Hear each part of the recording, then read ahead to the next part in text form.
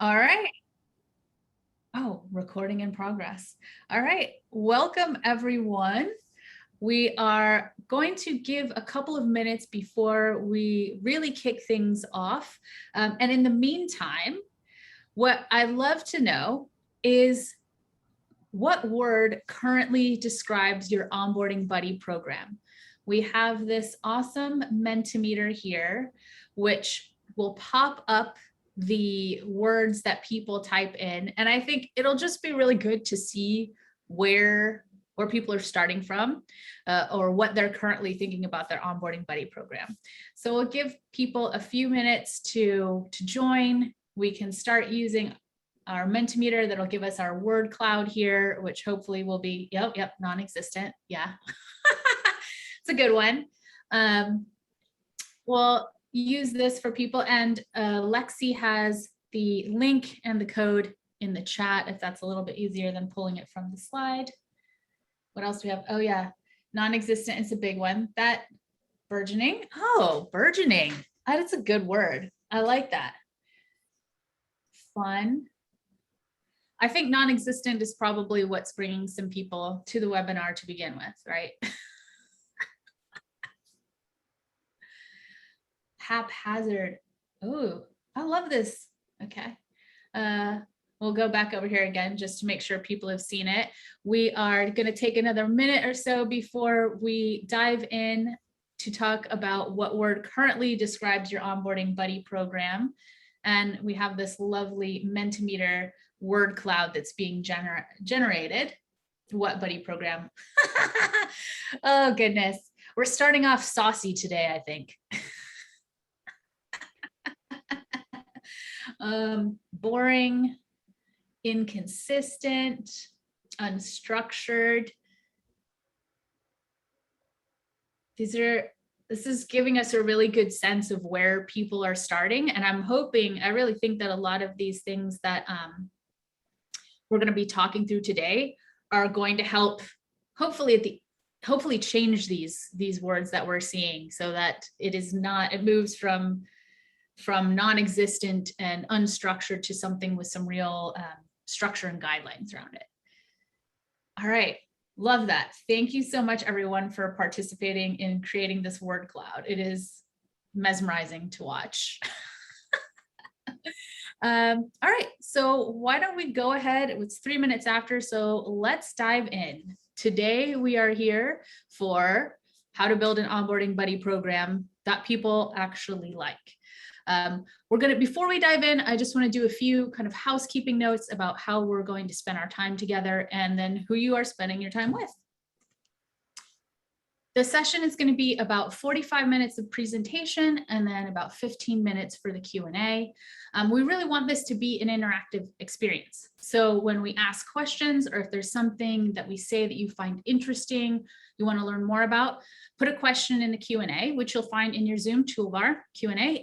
If you see a question that is interesting to you, upvote that so we know that that's something that people are interested in hearing more about. You can also put your comments or questions in the chat. Be sure to select the panelists and attendees so that everyone is able to see your questions and comments. We really want you to be able to share with the community what's worked for you, your questions, your resources. So this is something where we're really all learning from one another. And if you'd like to enable captions, go to the 3 dots on your Zoom that says more, click that, and then click on live transcript. We have the great Lexi from PIN, who is going to be monitoring our Q&A and chat to help us out. And for questions that we don't get to in the session today, I'll be continuing the conversation on LinkedIn, sharing more on onboarding buddy. We'll see how many times I make that mistake. Onboarding buddy tips. So please find me and connect with me on LinkedIn. My LinkedIn and Adriana's will be put in the chat so you can easily click on and connect with us. So enough of that. Let's talk a little bit about who we are. Adriana. Hi. How are you doing this morning? Great. I'm happy to be here. I'm glad that you're here with us. Why don't you tell me a little bit about yourself? Well, I am the HR manager at Bamboo HR. I have over 15 years of HR experience. Most of it has been in planning and executing HR strategies, developing and promoting positive work environment, building and maintaining strong work relationships, and driving results. Awesome. Yeah, I've worked with Bamboo HR for quite a while and love the resources, love the people. It's a great company. I've had a little bit of a winding career path myself. I've spent the last 10 years specifically in HR and in tech. I was an early people team member at CultureAmp, where I worked on onboarding. I built the program onboarding and onboarding buddy programs there. I have a master's in counseling psychology. So now I'm kind of bringing all of that background to help build the product at PIN. And speaking of PIN, just briefly, who we are. At PIN, we're trying to change the employee communication game by automating helpful messages at key moments throughout an employee's journey. What does that mean? Basically, that means that you can automate your communications, so you're writing them once and sending them forever. And I think that a lot of people probably know who Bamboo HR is, but just in case, Adriana. Thanks. So Bamboo HR, our mission is to set people free to do great work. Our software is very intuitive and strategic, so customers can spend more time doing great work. And our goal is to be the #1 recommended HR experience in the world for small to medium-sized businesses. So we're here to support all of your HR business needs. Fantastic. Okay, now we can really dive into what brings us here today. We're going to talk about the benefits of an onboarding buddy program, how you can use a buddy program to scale your culture, which is especially important if you're going fast, if you're hiring rapidly, how to build that program, and how to overcome the most common challenges. So first, we're going to start off by talking about the benefits of the program. And we really want to check in with you all and see what you see as the benefits of a buddy program for the new hire. So you should see a poll that comes up. All right, exactly. So go ahead and select what you think is the biggest benefit of a buddy for new hires. I'll say for me, when I was creating the buddy program at CultureAmp, what really struck me was this idea of helping new hires navigate all of those things that are unspoken, all the cultural, norms and rules that you're not really going to find in like an employee manual or something like that. Like the kinds of things where, you can't tell, are people always online? Do people actually take sick time if they're sick? Is it one of those things where people go on vacation, but they say they're online, like, oh, but you can find me at this number? Like, what are the kinds of things that aren't necessarily going to be part of your onboarding program, but that really help people feel comfortable and not so uncertain about their environment? What do you think, Adriana, is something that you've speaks to you as a benefit for a new hire? For me, it's getting the employee up to speed more quickly and feeling much more confident. And you do this by making a new employee feel part of the team. This can accelerate their productivity, enhance job satisfaction, and in turn, make the employee, you're able to retain them much easier because of those points. Mm-hmm. I think I was going to highlight something that was in the poll, but I think maybe I can't see the poll right now. But hopefully everyone else can. And it'll be something that we discuss later on down the line. I think one of the things that's interesting to me in particular is that while we talk about benefits to the new, we tend to focus on benefits to the new hire and not necessarily the benefits for the buddy. And to me, that's like a really big one, is selling the buddy program and what that means for the buddy. I see that a really important one as an opportunity to build a larger network within the organization. And I think that's a real selling point, because being successful in an organization often has to do with your ability to understand the business as a whole, like to understand different departments, broader impacts throughout the business, and being able to pull together like key stakeholders, connect people across the business.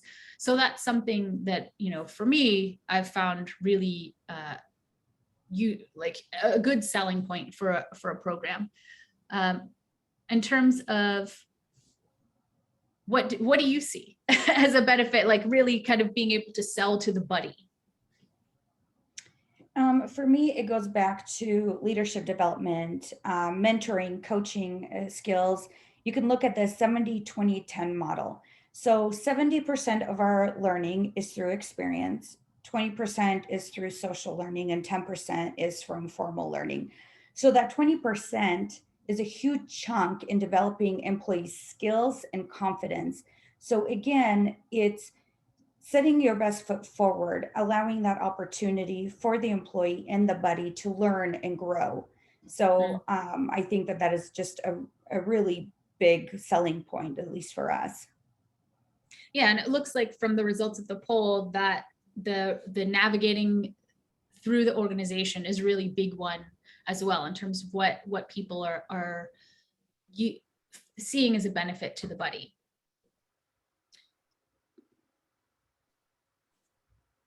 Sorry there. Technical malfunction at my ability to push forward on the presentation.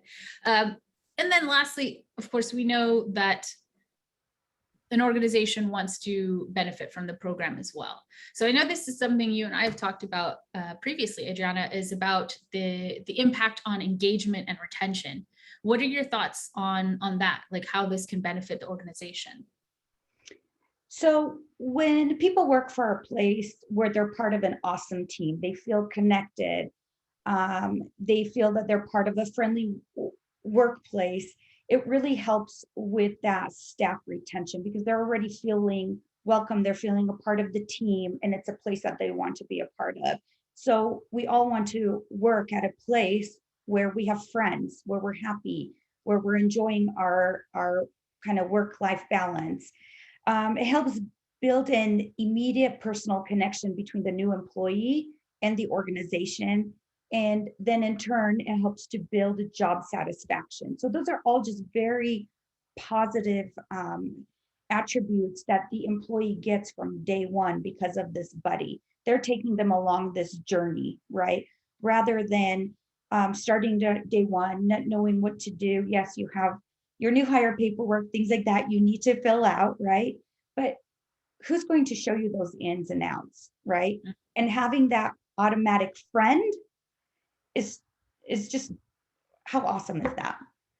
Yeah, I agree. I agree. I really think, I mean, we know that onboarding has the potential to have a big impact on a new hire's experience. And the way I kind of see it as well, and I think, you know, this plays out with retention, is like, I think you're still kind of in that dating, like honeymoon phase with your new job. And it's a way that an organization can show you that they care about building that relationship, you know, that they're trying to make a good first impression, that they want to reinforce like you've made the right decision by coming here, and focusing on building that relationship is what encourages people to want to stay, you know? So for me, I think that that's really just like, that's where, yeah, you have that opportunity to really like focus on building that relationship between the new hire and the organization as well, like from a broader perspective. And you're also continuing that relationship, right? It's not just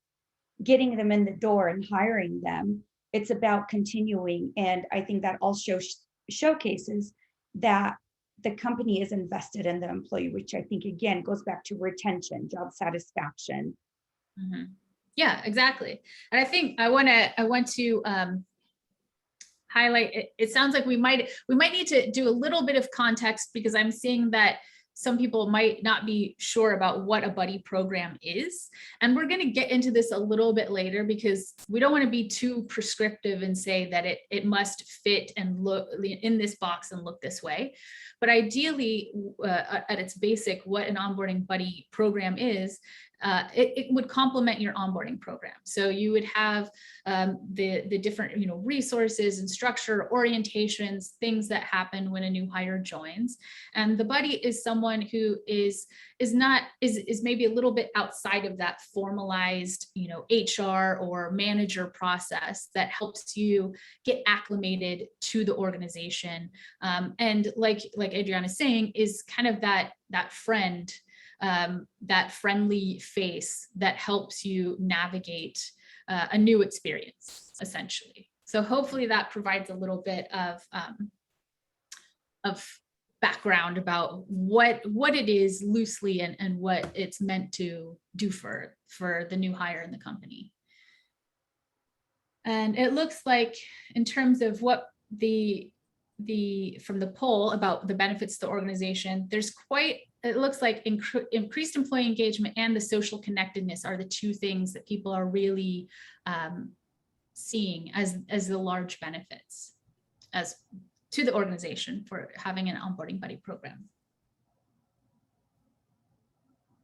All right, so let us now kind of dive into how this can help you scale your culture. Because particularly, like we said, for companies that are growing quickly, this is a way that you can weave in your values and mission into a new hire's experience. This is a way that you can really kind of build that relationship from the moment that they join. We want to highlight 3 companies' buddy programs, so you get a sense of what they can look like. And this is to say that they don't have to look the same. Like anything else, this is something that should be tailored to the organization.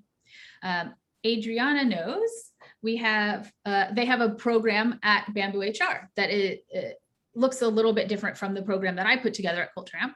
So why don't you tell me a little bit about what you do at Bamboo HR?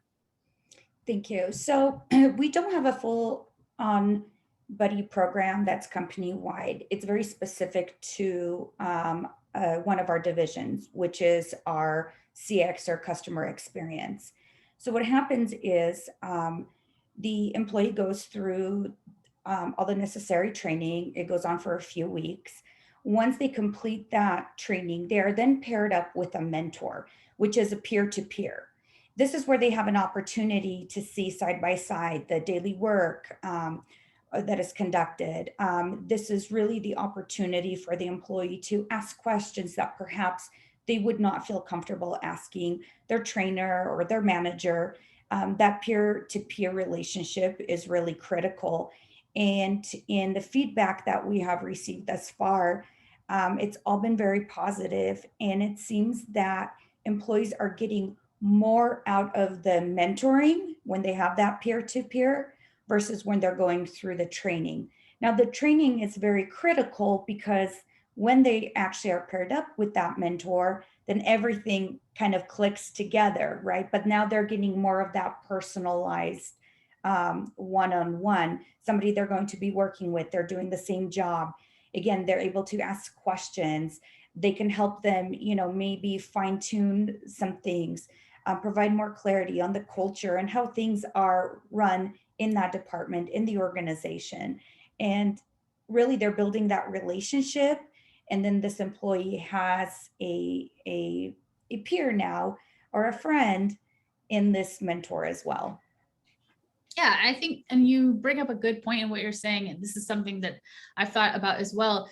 Like when you join a new place, you can feel reluctant to ask too many or certain kinds of questions because you think like, oh, they're gonna think that this is a stupid question to ask or something like that. And having someone who's kind of like, they're meant to help you with those kinds of, silly questions you might not want to ask your manager. It helps people get more comfortable. And I think they like that helps them build confidence and really feel more capable and more comfortable if they're able to ask whatever kinds of questions. Absolutely. So I wanted to talk about a couple of other programs just to give a sense of, the programs can look different. They all don't need to look the same. At Buffer, they have a 3-buddy program. So a new hire will get a leader buddy, a role buddy, and a culture buddy. And the goal is each of those buddies has, different experience within the company. They have a different take or understanding on the person's role or something about Buffer's culture. So they're able to kind of from different sides give different insight into that person's role and how they'll spend their time at the company, which is really cool. 3 buddies in some cases. Microsoft piloted a program with 600 employees and an onboarding buddy program. They found the results were so promising, they ended up rolling out to the entire company. And what they found was 73% of the new hires who met their buddies at least twice, so only two times in their first 90 days, believed that their buddies helped them to quickly ramp up in their role. And if they met at least 4 times, that increased to 86%. So you can see like that is a pretty big impact, especially when you're talking about having a buddy led to a 36% increase in satisfaction with their onboarding experience.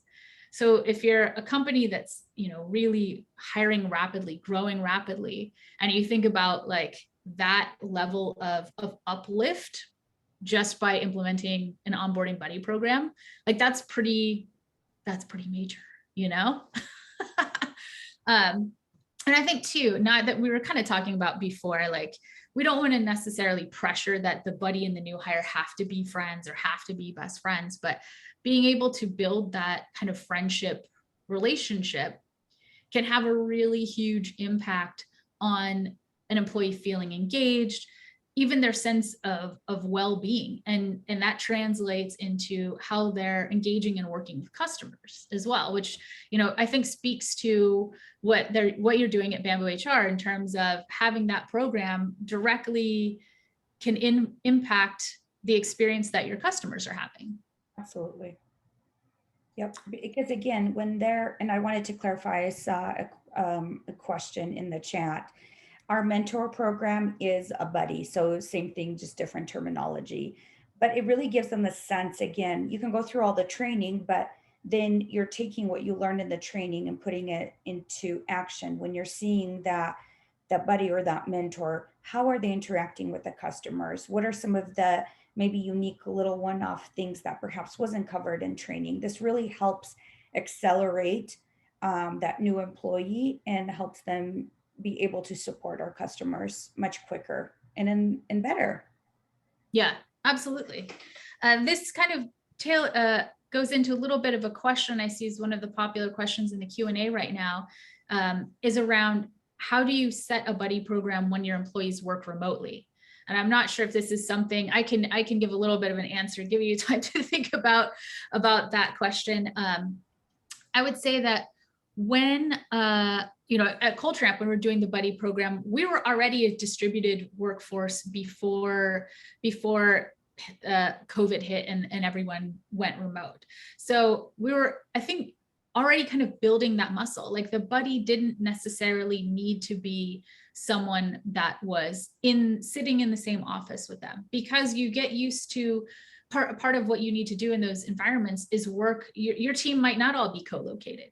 So you're working across boundaries, you're working over Slack, the things that we have now with Zoom and with Huddle and Slack and all of these virtual coffees.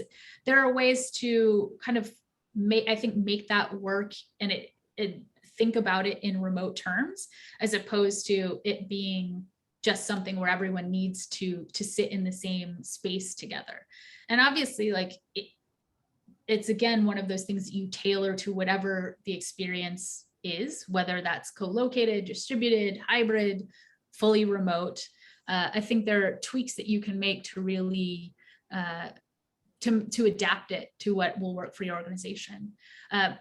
Do all of with the program you're talking about, have people been co-located the whole time, or have they also been able and had to adapt to remote work? No, we had to adapt, obviously, to hybrid work mode, working remotely. And so we have been able to navigate through that again with the resources that you mentioned over Zoom. It's not necessarily that they have to be sitting side by side. It's just making sure that they they have open communication with their buddy, that they're able to connect.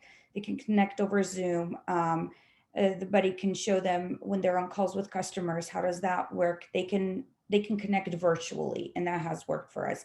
Obviously, there are some benefits of being in person, but that's not the world that we're living in right now. So we're continuing to grow, adapt, and change. And we're very, I think the most important thing is to be open to making adjustments as you go. Because as you mentioned, Stacy, there's no secret formula of what it should look like. It's all dependent on your culture, what is your need, right? So it's all going to look a little bit different, and that's okay. Yeah. Yeah, absolutely. Yeah, I mean, that's kind of the important thing, I think, with any kind of people program, is that you can get something that's, kind of out of the box, but it's hard to just drop it into an organization and think this is going to work as exactly as it has been created. There's always some kind of tweaking and adaptation that you need to do to the culture, to the circumstances. So I think that that's, obviously something people have to work on. And also, I think nothing is really in the HR world like set and forget, right? It's always like, you always have to make some changes. There's always curveballs or, things to adapt. And so that's the same with onboarding programs and onboarding buddy programs. Like, you have to kind of try it out and be willing to tweak it. Absolutely. Cool. I think before I leave this slide, that we did have a question about common metrics to measure the effectiveness of an onboarding program. I think we'll get into that a little bit more later when we talk about evaluating programs. But I'm curious, I don't know, do you have, in terms of the program that the customer experience department, I mean, I'm assuming that they're doing that because they're getting good feedback about its effectiveness. Is there something in particular that that they've measured, or something that has helped keep that program going? So with a specific role, it's very metrics driven. So it's very easy for us to tell, if somebody's accelerating, how successful they are because of their metrics. So we're seeing those results very quickly. We're seeing higher levels of job satisfaction. And also when we do our reviews, we have surveys that go out twice a year. We're seeing those positive comments as well. So it's a couple different areas where we can track and measure and see that. But again, this is very unique to this specific role because it is very metrics driven. So it's easy for us to see it. Right. Yeah. I mean, that's a good point. So you'll have some roles that might be very metrics driven, and you'll be able, as you implement a program, to kind of see how things might change. Like, if you don't have a program already, obviously you can do like a before after kind of thing. If you do engagement surveys, that's something. So I think there are a lot of, maybe not necessarily direct metrics, but there are a bunch of indirect metrics that you can use around engagement, retention. There's also, the actual feedback that you get if you evaluate your program, which you should, and we'll talk about later as well. So yeah, I think there are a number of different ways that you can show the effectiveness of the program. And even in our exit interviews, obviously everybody we hire on, we want to keep, right? But that's not always the case. But we've even received that positive feedback in our exit interviews, that was one of the things that they really felt it was beneficial. So that's just another example of an avenue that you can use to measure the program. Yeah, awesome. All right, so hopefully we've covered that enough for now, and we'll keep looking at the Q&A in the chat. But we're going to move into, so how do you do it? How do you build your program? Let's now dig into some of the best practices. We're going to cover 4 topics here, and we're going to start by explaining what is a buddy. Adriana, what is a buddy? So a buddy is typically a peer-to-peer. They should be a seasoned employee, somebody that understands the organization, practices, culture, processes, systems. You want to make sure that the buddy that you select for the program demonstrate strong past performance. They need to be accessible to the new employee, have excellent communication and interpersonal skills, and really be willing to be knowledge sharing, right? Because again, they have a really big role in this employee's career. Mhm. Yeah, and the experience in making them feel like they made the right decision by joining the company. Absolutely. Absolutely. Yeah. And that reminds me of something that I said kind of flippantly when we were preparing for this, is not everybody's buddy material, but in a way, like, that's true. Not everybody is buddy material. No, and you want them Yeah. to be able to bring that social connection. They, again, they need to be able and willing to mentor and encourage for employees to ask questions. And again, it's just their willingness to be open. Yeah, and I think, not everybody likes doing all of those kinds of things, and that's absolutely fine. They shouldn't be forced into doing something that's not something they particularly enjoy, and so I think that's one of the things too that is good about highlighting what a buddy is not. It shouldn't be mandatory, if it's something that a person isn't going to enjoy, doesn't find useful, there's no need to force them into participating in a program. And I think also, it should be clear to them that their responsibility is not for the new hires performance, for their career development. They don't need to kind of be watching what they do and report that back to a manager. It's really a peer relationship, a guide, an advisor. It's not all of these other things. So I think, like, we tend to not necessarily highlight some of those bits sometimes. And it's important to call that out, because people could wonder that. They could wonder, am I meant to now am I responsible for how well this person performs, or things of that nature.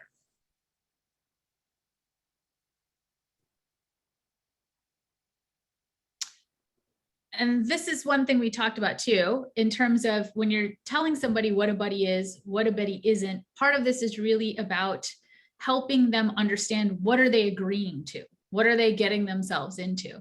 And so what we've talked about is setting those guidelines. What are the guidelines for participating as a buddy? And I know this is something that you've thought about. Yes. So the buddy, the buddy shouldn't feel or have the expectation to be an expert. It's okay to ask questions. They don't need to be the all-knowing of everything. And I think that's a really important piece to drive. They need to be able to encourage the employee to ask questions, maintain a positive teaching attitude. And I think also, don't force the relationship, but be available, right? You're Yeah. going to have different employees that are going to have different needs. And so identifying what those needs are. You're going to have some that need more attention, have more questions, some that actually absorb the information, need some downtime, and then be available when they need you. And really, it's just to remain patient and stay positive and just be there for that new employee. Yeah. Yeah. I really like the aspect of, like, you don't have to force a relationship. If I in the program that I ran at Culture Amp, I had some people who the match was just kismet, and they were buddy. I mean, they became friends and buddies and were connected their whole time that they worked there. And then there are people that, they get what they need from that. They have a good, like, relationship, but it's not something where they become friends and are, buddies for life. That's Absolutely. perfectly fine. And they're really that resource for you, right? So you can look at them as, yes, they're your buddy, but they are another resource for this new employee that's solely dedicated to that employee. Yes. Yeah, exactly. And I think is also really good to point out too, is what resources are going to be provided. Because I think it's something you don't necessarily always think about, like, oh, okay, take the new hire out for coffee. But you don't want it to be awkward of like, you get there and then who's paying? Is it reimbursable? And you also don't want to make it where like that's a barrier to entry of being in the program. Like if someone doesn't have the finances or doesn't want to spend their money on, buddy coffees and buddy lunches, like that shouldn't prohibit someone from being able to participate. Mm-hmm. This is one. This is my one where I get excited because this is about how to automate the buddy program. And this is a sneak peek inside of what we're building at PIN. And specifically for the onboarding buddy program, PIN helps you automate the program by allowing you to send a message that looks like this. This is a Slack message, but you could send by email too, to the new hires manager, allowing them to select the buddy directly. So you put it in the manager's hands of finding that person who kind of fits the criteria, that knows the new hires role, all of those kinds of things. You can set up automatic reminders. So if the manager doesn't select a buddy, they'll get pinged again to do it. And they'll even be able to see if someone has already been selected as a buddy a few times or recently, so that they don't keep going to like the same people and kind of overloading them. And you can create like personalized Slack messages to the buddy as well, send them messages about what the guidelines are. So this is really like I said, obviously something I've been helping to build. So really excited to be able to present that, a really simple, easy way to automate the onboarding buddy program. And then we've talked a little bit about this more broadly in terms of metrics, but I'm thinking more specifically in terms of how you evaluate the program. And it sounds like this is something that you're doing at Bamboo HR for the customer experience department. Can you tell us more about like what are they doing, or what you would recommend to people in terms of how they might want to evaluate their program? I think number one, again, is looking at your culture and getting buy-in from leadership, and if it's something you want to move forward with.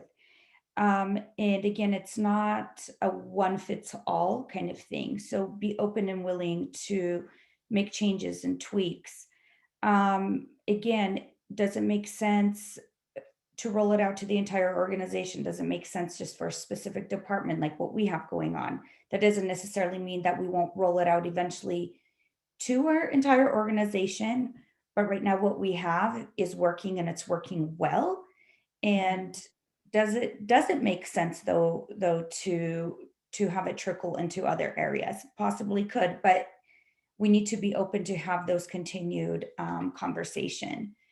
And again, it's just getting that feedback and listening to your people to see what changes you want to make and how, so that you can support them and so that they can be much more successful. Yeah, absolutely. I think in general, any program that you're going to launch, you want to have a feedback loop as part of that, right? Because you want to know if you're putting the time, money, energy, effort, resources into something, that it's getting the value, people are getting the value out of it that you want them to be getting. Mm-hmm. And that's one of the things, I think that's why one of my favorite questions to ask people is, would they recommend it? Because I think that is a very kind of simple way of getting at, do they find it valuable? If you wouldn't recommend it, you probably don't find it particularly valuable, right? And the other question I like, which actually isn't on here, I like to ask, how would you make it 10% better? And the reason I like this question is because either when you ask people generally for feedback, they're like, well, that's good. Nothing really specific. If you ask them a specific question, something that's a little bit small, right? So it's not like we're revamping the whole program, but what would make it 10% better? So that helps like focus onto a specific, possibly small thing that you could actually iterate on and improve your program. So those tend to be like my two. If I'm going to create an evaluation, those are like my two favorite questions to slip in there. I like that. Okay, so I'm sure what we saw from some of the Mentimeter, which I almost want to go back here and see, we had a lot of lacking, haphazard, no governance, unsupported, unstructured. So it sounds like people are having some challenges in getting their programs going. We want to talk about some of the challenges that we see as the most common, and we're going to put up a poll also so we can make sure that we're covering what you all are experiencing as the challenges as well. So while that poll is up, I'm going to kind of start talking about one of the challenges I've experienced in the past in running an onboarding buddy program, was that there just weren't enough buddies. And I think that can obviously be a big one, because you need people who want to be participating and are available. I think some of what we've already covered really can help address that. So I think if you don't know what the time commitment is, if you don't know what the expectations are, you're probably not going to feel particularly excited about volunteering for something when you don't really know what you're getting yourself into. So I think, having those things already that we've talked about are really are things that can help you get over this challenge. And we've also talked about making sure that the resources are clear and presenting it. Adriana, you talked about this. Make it so that it's understood as a leadership development opportunity, a coaching, to build those skills.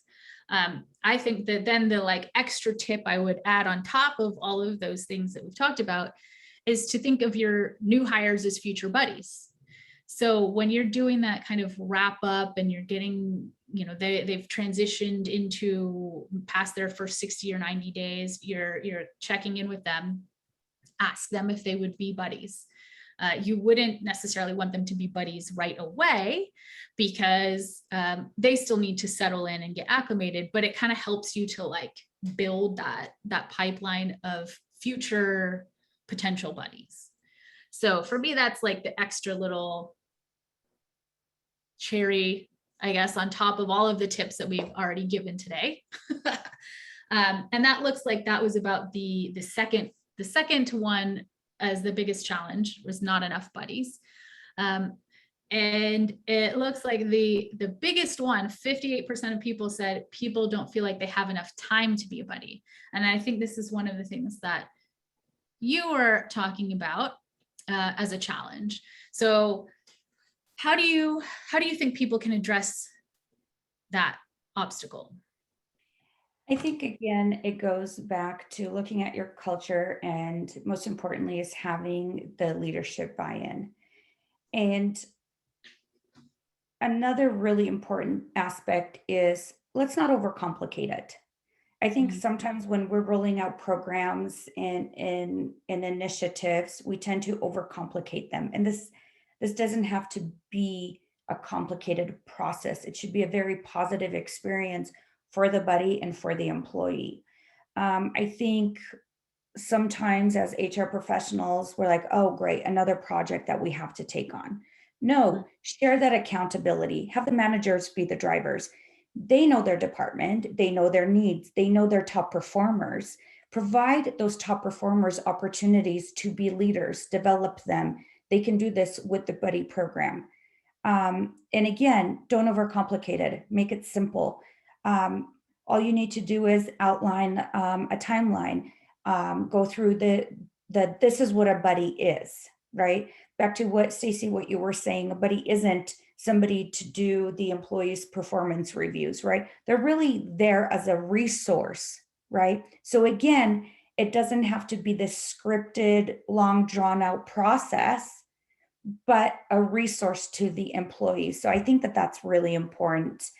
And again, during this hybrid, remote, COVID, world's coming to an end situation, when we can create a much more delightful and positive experience for the employee. Like, hey, you have this dedicated resource, your buddy, right? Yes, I'm your manager. I'll be there to help you, guide you. But here's another resource that you have that you can ask questions. They can help you through kind of those day-to-day things. I think again, there's just so many positives. And so Mhm. don't get overwhelmed with all the information. And remember, start out small. You can continue to build. I think it's better to build than when you have to scale back. Yeah, well, that's a good point. And it's like what's happening at Bamboo HR is you don't have to launch it to the whole company at once, right? Like right now you have a program within one part of the company that works really well, that people are talking about even in their exit interviews, right? So you don't have to roll everything out at once. And I think this idea of getting managers involved also is really helpful, right? Because if someone's saying they don't feel like they have enough time, but if their managers are the ones selecting the buddies, then the managers are the ones should know the amount of time that they have, should free up that time for the person to help be a resource to someone else. And so kind of getting the manager involved, hopefully changes that a little bit too, right? Like it gives the person the space to say, like, hey, you've assigned me as a buddy to this other person, and now I need to push back this deadline or something of that nature. It opens up those conversations, I think, a little bit more easily. Yes. All right, I think that now means we're on to some questions. I think we answered a couple of questions already. It looks like we have quite a few in here, which is exciting. People are using the Q&A. I see we have a question from Christina about how you identify who would make a good buddy. Especially, she says, especially since we would be asking someone to step in this role on top of their normal job. I think this is something that we were kind of just addressing, but I'll let you answer this first, continue that train of thought. Again, you want somebody that's your top performer, and make sure that they're willing and open to do that. A lot of employees are looking for additional development. They want to grow their career. This is an opportunity for them to step outside of their role, have an opportunity to mentor and in a sense lead somebody, right, and be that resource. And I think it also provides some really good exposure. So those are some of the things that we would be looking at. But again, make sure that it's somebody that wants to do it Yeah. and that are performing well, and really embody your company's culture and values, and bring a positive twist, so that again, you're setting very positive, um, uh, oh gosh, you're you don't want somebody in there that maybe isn't really buying in what the company is about, right? So Right. it needs to be very positive and has to be engaging, and feel making that employee feel very welcomed. Yeah. Yeah. And I think, again, this is where we talk about kind of sharing the responsibility of the program. Like this doesn't have to be something that the people team fully owns and has to find all the buddies and has to manage all the relationships. If you give your manager the guidelines, what you've talked about, this is someone who should live the values, should be a top performer, who has an understanding of the person's role or how the role fits into the company, those kinds of things, then the manager should be able to pick the buddy, and then it shouldn't feel like, oh, you're asking someone to do even more. Like I'm already 100% full up of stuff, and now you're putting this other thing on top. Having the manager as part of that should open up that conversation of, okay, great. So now let's scale back some of these other things to make room for the responsibility of also being a buddy. And I think if you're doing that and you're presenting it as an opportunity for leadership and developing skills and things like that, it doesn't, I think it changes that conversation and doesn't make it feel like, oh, now I'm being asked to do even more than I'm already doing on top of everything else that I'm doing, because, that's not a good experience for people. So, All right, I'm gonna go on to the next question we have here. What are some tips you recommend to encourage current employees to be a part of the buddy program? Um, I think, I mean, these are some of the things we've already talked about, but in terms of advertising it as another leadership opportunity, a skills development opportunity, an opportunity to build a network within the company. And I think also, you know, if you want to put a little special thing around it, like you could make your buddy program exclusive in a way, right? Like you could give swag, or you could give, you know, some type of incentive of you get some, you know, you get to go to a special lunch, or, you know, something like that. I think part of it might really be understanding what kinds of things are valuable to your employees, and then helping to facilitate, you know, that connection, right? Facilitating the, like, if really going out to a nice lunch with a new person is something that you value, like then we'll pay for the lunch, you know. I don't know if you have some kind of additional thoughts, or if there's anything in particular that you do to kind of help get people involved in the program. It goes back to, again, those individuals that are hungry for development. It's great exposure, right? And we've seen the individuals that have been mentors move up to be supervisors, managers, so forth.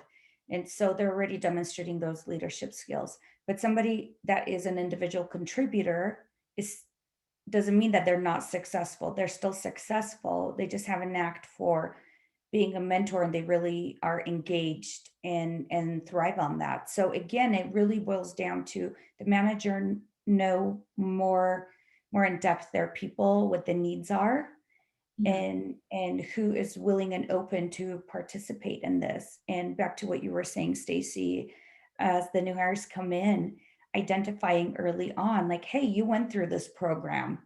Did you like it? You did. Would you ever consider, maybe being a buddy or a mentor? What does Yeah. that look like? What are some things you would change? What's working? Mhm. And I think, again, it's opening it up and allowing your employees to have a voice and share their opinions, and putting that into action. Yeah. Yeah, absolutely. I agree with that. We've got another question here from Glenn. I like this one. I'll be interested to know what your thoughts are on it as well. Is, do you recommend having buddies be in the same department or cross departmental? I know in Bamboo HR, it's sounds like it's limited just to the customer experience department, but I'm wondering if, like, there are ever any matches outside of that, or if you've talked to other colleagues and how they do their buddy programs. So for us, and because of the role and what the need is, it's in the division.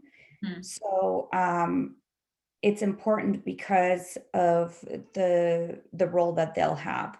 And so we find it being very beneficial in having that mentor in that same department or division.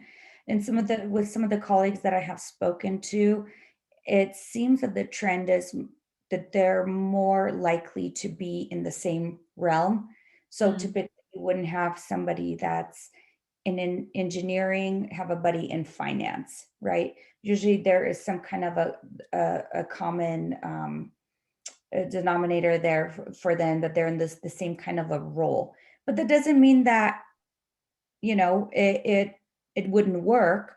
But again, I would recommend that you take a look at that. Again, this individual is a resource. A lot of the questions the employee will have is kind of the day to day within the department. They'll have questions about the culture, probably the manager, the team. So keeping those things in mind as you're building this out, I think is important. But again, there isn't a right or wrong way. And I Hmm. encourage you, try it out. Does it work? Great, share it with us. Yes, exactly. Share it with us, share it with the community. I think for me, it's interesting what I tried to do when I really like had the time to get into it. If there was a larger department then, generally it would be, I would match the person or get, the manager to match them, someone within that department. So an engineer with an engineer. If it was a smaller department, or maybe even if the person, has like broader career aspirations outside of like that certain department, I might try to think about, okay, a role in this department, say someone with a people team, they work often with someone in finance. So maybe we can also do some of these cross departmental ones where it's someone who you would want them to kind of have in their network, or you would want them to have a good understanding of what happens in that other department. So again, this is kind of what you're talking about. Try some things out, do what makes sense. Maybe it really helps to pair up somebody in sales with somebody in marketing, so that they can see what each of those experiences is like, how they inform one another. Maybe you find that isn't necessarily getting you what you want out of the program, and so you do something where people stay within the same department. I think like part of it is that experimentation. And even when you launch any program, I think to a certain extent, you get to say, we're experimenting with this. Mhm. Like, this is something that we're trying out, and we're going to learn from it, and we're going to keep evolving it. And when you present it that way, when you present it as, an experiment that we're asking people to participate in and give us feedback, I think you get a little bit of like grace in terms of being able to play around with it. Exactly. I think those are some really good points. It's always easier to build than to scale back, right? And figure out what works best for you. Maybe you're a smaller organization where you have a little bit more autonomy to play around and figure out what works, right? Yeah, absolutely. Okay, I'm mindful of the time. I think we have the chance to do one more question. And like I said earlier, connect with me on LinkedIn. The questions that we don't get to, I'm going to continue the conversation over there and be answering questions over there. So connect with me, and be looking later today and the rest of the week for more answers to these questions. But we'll take one more. It's from Jess. The question is, do you put the onus on the hiring manager to secure the buddy, or should HR try to matchmake? Jess says, we struggle to recruit and secure buddies. I think, yeah.